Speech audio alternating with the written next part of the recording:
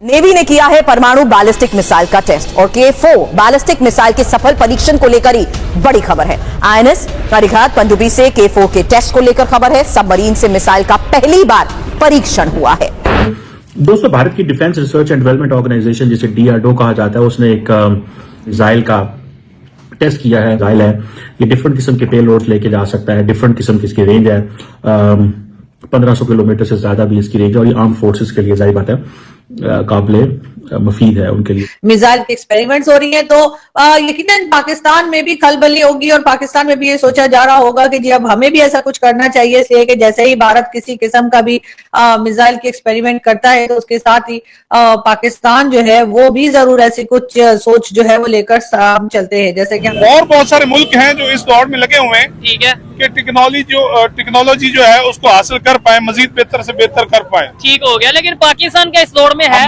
हाँ, पाकिस्तान इस दौड़ में है, अच्छा, मगर बहुत पीछे है। ठीक है। अगर इंडिया की तरफ देखें, इंडिया अपने जो इंटरकॉन्टिनेंटल बैलिस्टिक मिसाइल है जिसे ICBMs कहते हैं, जो कि 5000 किलोमीटर तक जा सकता है, वो भी उसने कंप्लीट कर लिया है। पाकिस्तान के पास ऐसी अभी तक कोई, वो जिसे कहते हैं ना, वो नहीं है। अच्छा, हालात काफी बुरे हो गए हैं तो मेरे ख्याल से हर कंट्री को चाहिए कि वो अपने आप का डिफेंसिव मटेरियल तैयार करें और हमें एक गुड एग्जांपल लेनी चाहिए। बहुत पॉजिटिव बात है कि उन लोगों ने अपने लिए डिफेंसिव मटेरियल बनाना शुरू कर दिए और ये पाकिस्तानियों को भी चाहिए, जितने भी हैं सारे आर्मी के, उनको भी चाहिए कि वो भी जितने ज्यादा से ज्यादा डिफेंसिव बनाए, क्योंकि कोई पता नहीं किस टाइम भी कुछ भी हो जाए, तो इट्स बेटर कि we should have to be safe. Technology में कभी हम सुनते हैं 3500 किलोमीटर और मध्यम दूरी की एक बैलिस्टिक मिसाइल है जिसको लेकर खबर है परमाणु हथियार ले जाने में भी ये सक्षम है। मिसाइल है, ये डिफरेंट किस्म के पेलोड्स लेके जा सकता है। डिफरेंट किस्म की इसकी रेंज है, 1500 किलोमीटर से ज्यादा भी इसकी रेंज है। और ये आर्म फोर्सेस के लिए जाहिर बात है काबिले मुफीद है उनके लिए, वो इसको इस्तेमाल करेंगे।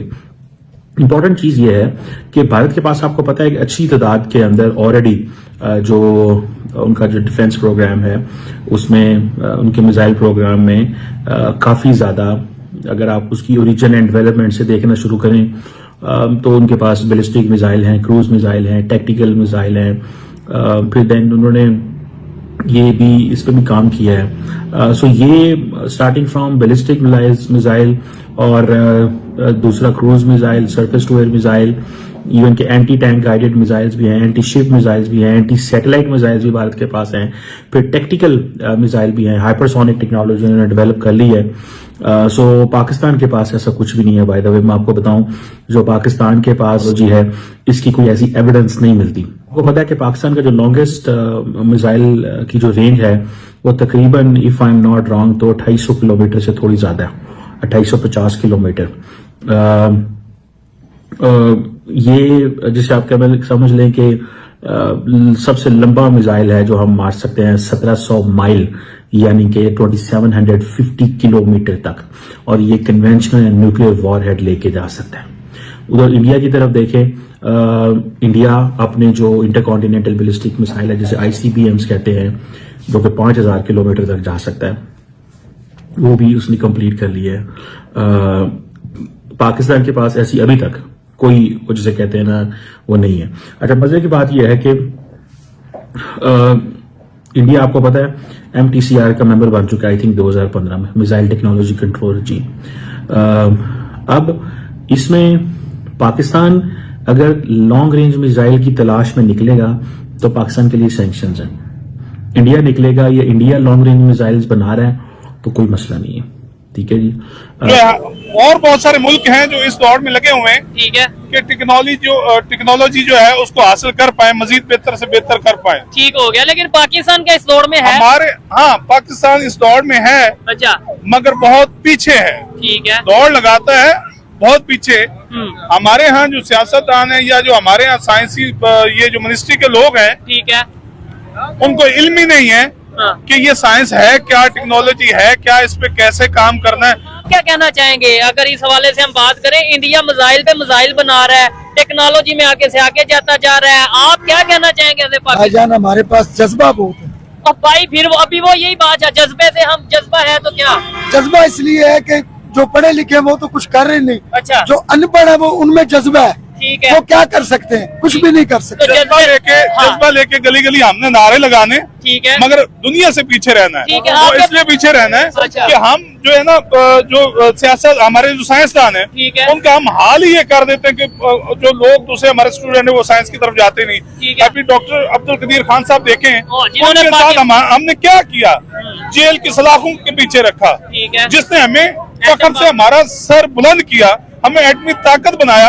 हमने उनके साथ क्या किया? हमने सलाखों के पीछे रखा। अच्छा। इंडिया के एक साइंसदान है अब्दुल कलाम, हाँ, उन्होंने उसके नाम पे बहुत प्रॉपर एक ठीक है, proper- अभी उसी एरिया जो उनके नाम पे बनाया गया आइलैंड बनाया, उसी एरिया से ये टेस्ट को जो सा वो किया, इस मिसाइल को टेस्ट किया। हमारे यहाँ मतलब क्या उन्होंने जो साइंसदान था जिसने हमें एटमी ताकत बनाया, हाँ। उसको सारी जिंदगी सलाखों के पीछे जलाया। ठीक है। हत्ता कि हमारे सियासतदान या ऐसे लोग थे, है। हमारे वजीर आजम साहब थे, क्या उनको भी फुर्सत नहीं पड़ी कि जब वो वफात पाए हाँ। और उसके जनाजे पे चले जाते? ठीक है। और दूसरा ये है कि पाकिस्तान, आपको पता है रिसेंटली चाइनीज और बेलारूस की कंपनी जो हैं, जो कि पाकिस्तान के मिसाइल प्रोग्राम में कुछ चीज़ों को प्रोग्राम में कुछ इक्विपमेंट भेजती थी, उनको भी सैंक्शन किया गया है। और ये जो पाकिस्तान का मौक़िफ़ यही है कि अमेरिकन ने बगैर एविडेंस के जो है कि कोई कंपनीज क्या सप्लाई कर रही हैं क्या नहीं कर रही ये चीज़ें, ये पॉलिटिकल यूज है एक्सपोर्ट कंट्रोल रजीम्स का। यानी कि if someone is a part of Australia group, if someone is a part of the MTCR, if someone wants to be the NSG nuclear suppliers group, if someone wants to be part of इस तरह के regimes का हिस्सा बनना चाहता है, तो then आपके लिए politically correct होना जरूरी है। एंड बाय पॉलिटिकल करेक्टनेस का मतलब यही है कि आप ये कह सकते हैं कि आपके अमेरिका के साथ या बड़ी ताकतों के साथ अलाइनमेंट होनी चाहिए, ठीक है ना जी। और अगर ये काम इंडियंस करेंगे तो अमेरिकन सैंक्शन नहीं लगाएंगे। अगर पाकिस्तान कहे कि हमें 5000 किलोमीटर तक मिसाइल बना लेना है, क्योंकि पाकिस्तान के हवाले से उनको ये खतरा है कि ये अरब वर्ल्ड जो है वो समहाउ कभी पाकिस्तान का मिसाइल प्रोग्राम को इस्तेमाल कर सकती है। ये एक खतरा है वेस्ट के अंदर और वो समझते हैं क्योंकि ये सारे। नमस्कार दोस्तों, जैसा कि आपने देखा कि किस प्रकार भारतीय आर्मी दिन पर दिन सक्षम होती जा रही है, चाहे वो दुनिया में चल रहे मामलात जो कि रशिया और यूक्रेन के बीच में है, या फिर इजराइल या फिलिस्तीन के बीच में है, नॉर्थ कोरिया, अमेरिका, सभी एक से एक जंग पे लगे हुए हैं। और भारत को किस्मत से जो पड़ोसी मुल्क मिले हैं सारे जहरीले, खासकर पाकिस्तान और बांग्लादेश और स्पेशली चाइना।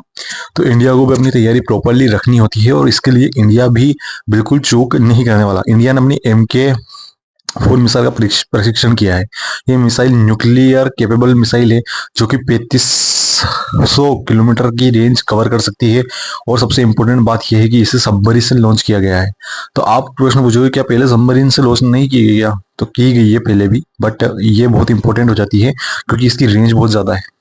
सबसे इंपॉर्टेंट बात है, मान लीजिए हमारी सबमरीन किसी भी देश के बहुत पास में जाके समुद्र के अंदर, किसी पता नहीं वो सबमरीन कहाँ है, और वहां से हम एक मिसाइल लॉन्च करके एक दुश्मन देश को अच्छी तरह से तबाह कर सकते हैं। तो बेसिकली ये इसका फंडामेंटल होता है। इंडियन गवर्नमेंट ने भी पता है कि हमें पड़ोसी मुल्क के तौर पे कोई भी देश भारत को साथ देने के लिए तैयार नहीं होता। अंतिम समय में चाहे वो कोई भी देश हो, आप उदाहरण ले लीजिए, इसराइल को अमेरिका की जरूरत थी, पर वहाँ ट्रंप जैसा नेता जो कि प्रो इसराइल नहीं है, बाइडेन ने बहुत बहुत बहुत कम मदद करी है इसराइल की। इससे में इसराइल को पता था कि हमें हमारी मदद के लिए खुद खड़ा होना होता है। जैसे जापान है, जापान को पता है कि एंड टाइम में अमेरिका शायद साथ देना दे, तो वो भी धीरे धीरे अपनी स्ट्रेंथ को रिकवर कर रहा है। और इंडिया को तो करना ही रहे। अगर भारत को खुद के, हम दूसरों पे कभी कब्जा करने वाले देश रहे नहीं है, लेकिन अब हमारी सीमाओं के ऊपर अगर कोई आंख उठा के भी देखेगा तो हमें आंख फोड़नी ही होगी। ये हमारा सिद्धांत हो गया है। कि इस पर आपकी क्या राय है कमेंट में जरूर बताइएगा। जय हिंद।